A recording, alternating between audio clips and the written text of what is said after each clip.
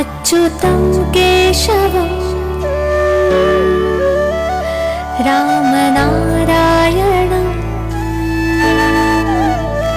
कृष्णदामोदरं वासुदेवं हरिम्।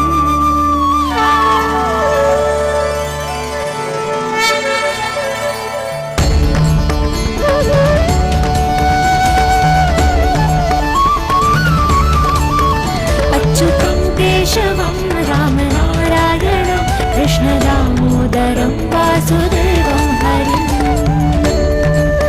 श्रीधरं माधवं गोपिकावल्लभं जानकीनायकं रामचन्द्रं भजे।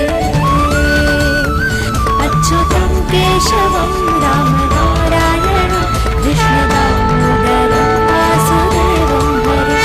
श्रीधरं माधवं गोपिकावल्लभं जानकीनायकं रामचन्द्रं भजे। अच्युतं केशवं रामनारायणं कृष्णदामोदरं वासुदेवं हरिम्। श्रीधरं माधवं गोपिकावल्लभं जानकीनायकं रामचन्द्रं भजे।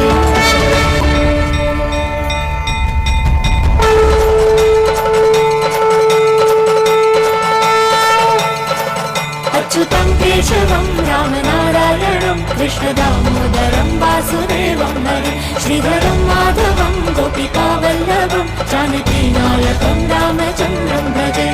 त्वमेव माता पिता त्वमेव बन्धुः सखा त्वमेव विद्या